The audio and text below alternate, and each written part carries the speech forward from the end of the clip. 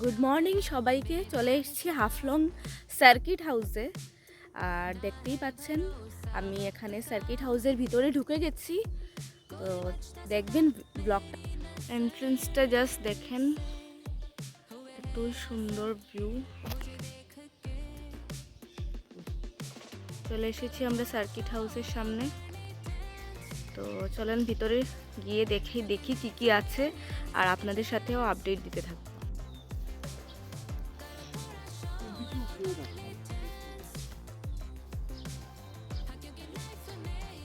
আর যে গাছটার কথা বলেছিলাম, এই যে ওয়াও, অসাধারণ।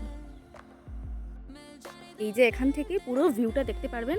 তো চলেন আমার সাথে ভিউটা দেখবার জন্য। ওয়াও,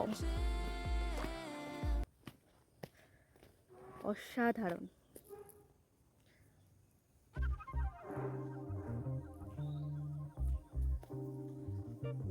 পুরো প্রত্যেক বুধবার ভিস্টাডাম বলে একটা ট্রেন আছে, স্পেশাল ট্রেন, ওইটার বদরপুর অবধি যায়, কিন্তু হাফলংয়ে আপনারা এসে একদিনের জন্য আবার রাত্রে ওইটা চলেও যায় মেবি, আমি জানি না এতটুকু, বাট আপনারা ওইখানে সার্চ করে সব কিছু পেয়ে যাবেন গুগলে।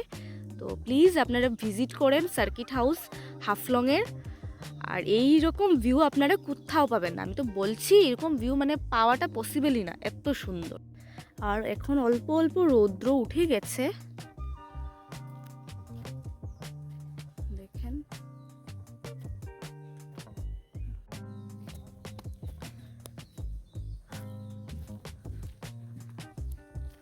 চলেন ভিতরের দিকে ঢোকা যাক, আর দেখি আর কি কি আছে এইখানে।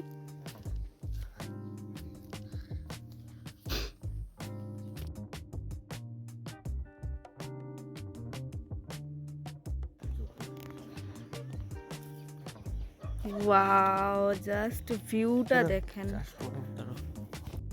তো এখন বেরোচ্ছি আমরা সর্বানন্দের আশ্রম দর্শন করতে। তো এখন হোটেল থেকে বেরোচ্ছি, আমরা আশ্রমে যাব।